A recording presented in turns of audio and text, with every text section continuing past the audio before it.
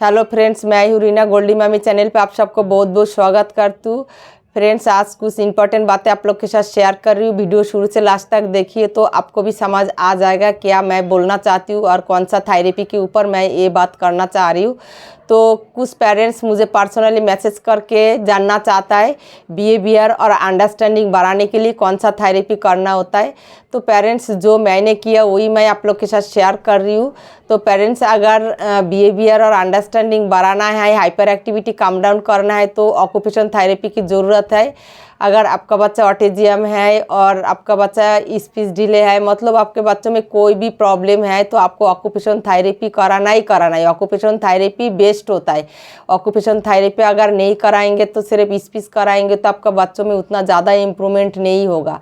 और occupation therapy के अंदर वो जादू है जो करने से बच्चे को बिहेवियर की प्रॉब्लम, बच्चे को समझदारी बढ़ेगा, बच्चा काम डाउन होगा, बच्चे को चीटिंग प्रॉब्लम ठीक होगा, मतलब हर एक प्रॉब्लम ठीक होता है ऑक्यूपेशन थेरेपी। तो पेरेंट्स, जिनका एक क्वेश्चन है जे बिहेवियर और अंडरस्टैंडिंग बढ़ाने के लिए कौन सा थेरेपी कराओ, तो इसके लिए कोई थेरेपी अलग से नहीं होता है। ऑक्यूपेशन थेरेपी में ये सारे प्रॉब्लम सॉल्व होता है। ऑक्यूपेशन थेरेपी का एक्टिविटी आप जितना ज़्यादा कराएंगे आपका बच्चे को समझदारी बढ़ेगा, आपका बच्चे को IQ बढ़ेगा, आपका बच्चे को सीटिंग प्रॉब्लम ठीक होगा, आपका बच्चे को मतलब ग्रोस मोटर स्किल का प्रॉब्लम ठीक होगा, फाइन मोटर स्किल का प्रॉब्लम ठीक होगा, आपका बच्चे को लिसनिंग स्किल इम्प्रूवमेंट होगा। हर एक मतलब प्रॉब्लम का सोल्यूशन ऑक्यूपेशन थेरेपी में होता है।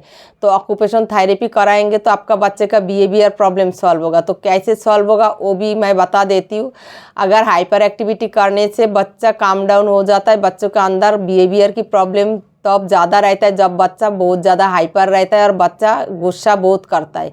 तो ऑक्यूपेशन थेरेपी करने के बाद धीरे धीरे बच्चा काम डाउन होता है और बच्चे को बॉडी का जो हालचाल है, बॉडी का हालचाल मचता है, उसके अंदर एक अलग सा बिहेव रहता है। मतलब वो खुद बता नहीं सकता है उसके अंदर क्या प्रॉब्लम होता है, क्या फील करता है। तो इसलिए अगर ऑक्यूपेशन थेरेपी कराएंगे तो उसके अंदर की सारे बिहेवियर की प्रॉब्लम धीरे धीरे सॉल्व होता है। तो उसके लिए बिहेवियर के ऊपर भी काम करना होता है, ऑक्यूपेशन थेरेपी करना होता है। और बच्चे जो काम करना ज़्यादा पसंद करता है वो नहीं करने देना है। और समझदारी का काम, समझदारी तब भी मतलब अंडरस्टैंडिंग तब भी बढ़ता है। आपको अंडरस्टैंडिंग के ऊपर काफ़ी सारे एक्टिविटी ऑक्यूपेशन थेरेपिस्ट देता है।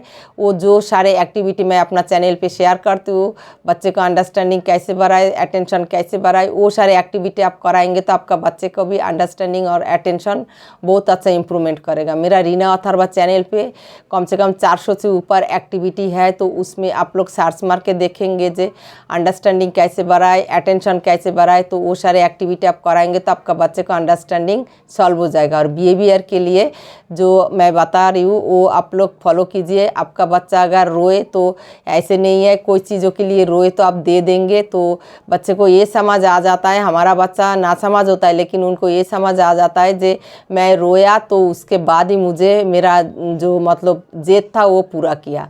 तो इसलिए बच्चे को बिहेवियर की प्रॉब्लम तब भी सॉल्व होता है। बच्चे को रिलैक्स रखना पड़ता है, बच्चे को गुस्सा नहीं दिलाना, और बच्चे को अगर कोई चीज़ मांगे तो वो देना नहीं, जो चीज़ ज़्यादा पसंद करता है वो देना नहीं। उसके लिए अगर बच्चा रोए पट के कुछ भी करे, थोड़ी देर के लिए बच्चे को अटेंशन भी नहीं देना होता है, बच्चे को फ्री छोड़ना होता है। उसके बाद धीरे धीरे ये प्रॉब्लम 2-3 साल लगता है सॉल्व होता है। अगर आपका बच्चा उम्र में छोटा है तो आप ये हाइपर एक्टिविटी कराएंगे और ऑक्यूपेशन थेरेपी का एक्टिविटी ज़्यादा कराएंगे तो बहुत जल्दी आपके बच्चों के अंदर ये प्रॉब्लम सॉल्व हो जाएगा 2-3 साल के अंदर। अगर आपका बच्चा बड़ा है तो आपको थोड़ा लॉन्ग टाइम और भी 4-5 साल ये एक्टिविटी कराएंगे, ऑक्यूपेशन थेरेपी का काम कराएंगे तो धीरे धीरे आपका बच्चे को ये प्रॉब्लम सॉल्व होगा। थोड़ा बहुत मतलब बिहेवियर की प्रॉब्लम मैंने तो ये देखा हमारा बच्चे से, तो नॉर्मल जो बच्चा होता है उसमें बिहेवियर की प्रॉब्लम ज़्यादा होता है क्योंकि नॉर्मल बच्चा इतना ज़िद्दी होता है, बात सुनता ही नहीं है। लेकिन हमारे बच्चों के अंदर क्या है, बिहेवियर में क्या होता है, एक पैटर्न होता है, मतलब जो करना है रेगुलर वही करना पसंद करता है। इसलिए बिहेवियर की प्रॉब्लम सॉल्व करने के लिए आपको occupation therapy, hyper activity, joint compression, body मालिश, मतलब बच्चे को ऐसे काम कराना है जिसमें बच्चा थक जाए और वो रिलैक्स फील करे और धीरे धीरे उसको गुस्सा कंट्रोल हो जाए और बच्चे को समझदारी आ जाए। उसके बाद अगर वो बिहेवियर की प्रॉब्लम करे और जब भी कोई बिहेवियर की प्रॉब्लम करे तो अब आपको बच्चे को डिस्टर्ब करना है, तो डिस्टर्ब करेंगे, उसको दूसरा एक्टिविटी में बिजी रखेंगे, फ्री टाइम नहीं देंगे, तो धीरे धीरे उसके अंदर की जो बिहेवियर का इशू होता है वो धीरे धीरे बच्चा भूल जाता है। ऐसे नहीं है जो बिहेवियर की प्रॉब्लम ख़त्म हो जाता है, क्या है हम बिजी रखने से बच्चे के अंदर का जो गुस्सा होता है वो कम हो जाता है और वो बिहेवियर जो करना पसंद करता है वो भी भूल जाता है। इसलिए थेरेपिस्ट बोलता है जे मेरे थेरेपिस्ट इसलिए मुझे शायद बोला था जो अथर्वा में बिहेवियर का प्रॉब्लम बहुत ज़्यादा है, इसलिए अथर्वा को फ्री नहीं छोड़ना। और अथर्वा सीवियर था तो ये भी बोला था उसको फ्री छोड़ेंगे तो अपना दुनिया से वो निकलेगा नहीं, तो इसलिए मैंने उसको फ्री नहीं छोड़ा। मेरा ऑक्यूपेशन थेरेपिस्ट का हर एक बात है मैंने भगवान की बात जैसे माना और मैं मेहनत करते रही, तो अथर्वा सीवियर होके भी अभी इस लेवल पे पहुंच गया जो उम्मीद की बाहर है। अभी तक मुझे नहीं लगता है कोई सीवियर बच्चा इस लेवल पे आ पाया, लेकिन मुझे ये लगता है जो करने से सीवियर बच्चा भी बहुत कुछ करता है, जैसे अथर्वा कर रहा है। आपका बच्चा भी सीवियर है तो आप टेंशन नहीं करें। आप अगर पूरा टाइम बच्चे के ऊपर दे दे 5 साल, ज़्यादा नहीं 5 साल देने के बाद उसके बाद आप खुद ही रिलैक्स फील कर जाओगे और आपके बच्चे के लिए हर एक काम इजी हो जाएगा। तो बिहेवियर की प्रॉब्लम ऐसे सॉल्व होता है, बच्चा कोई चीज़ के लिए जिद करे तो जिद पूरा नहीं करना, कोई चीज़ मांगे तो देना नहीं है, देना है आप अपने टाइम पे देंगे। बच्चा जब भी मांगे तब भी नहीं देना। आप सोचेंगे बच्चा रोएगा पटकेगा तो बहुत ज़्यादा देर रोएगा तो मैं दे देती हूँ, लेकिन यही गलती हो जाता है हम पेरेंट्स से। बच्चा रोएगा ये समझ के अगर हम दे देंगे हमारा बच्चा रोज़ रोएगा और रोज़ हमें देना पड़ेगा तो ये बिहेवियर की प्रॉब्लम सॉल्व नहीं होगा। कोई चीज़ से खेलना पसंद करता है तो अगर वही चीज़ रोज़ मांगता है, अगर आप नहीं देंगे रोएगा फिर दे देंगे तो बच्चा रोज़ रोएगा, रोज़ आपको देना पड़ेगा। तो आपको कभी कभी थोड़ा स्ट्रिक्ट होना पड़ेगा। जे बच्चे रोएगा कोई नहीं, रोने से कुछ नहीं होता है, तो आपको नहीं देना। बच्चा जो पसंद करे उसको ब्रेक करना है।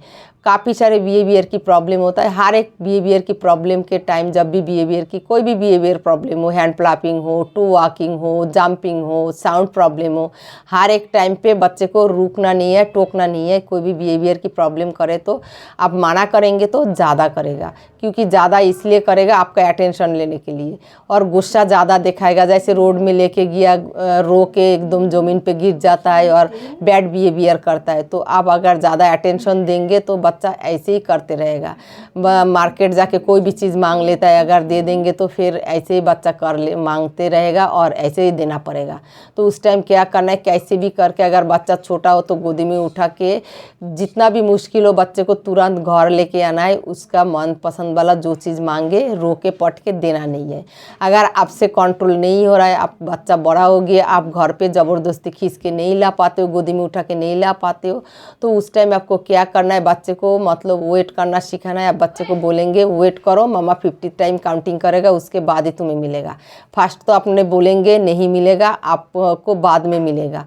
तो उसके बाद जब बच्चा देखेंगे हाथ से कंट्रोल नहीं हो रहा है, हाथ से ज़्यादा बिगड़ रहा है, तब आप उसको काउंटिंग में वेट करना सिखाएंगे। उसके बाद काउंटिंग जब फिनिश होगा तब देंगे। तो धीरे धीरे ऐसे करके काउंटिंग पे आएगा। उसके बाद धीरे धीरे एक दिन ऐसे आएगा जो बच्चे को आप कोई चीज़ मांगे तो आपको नहीं देना।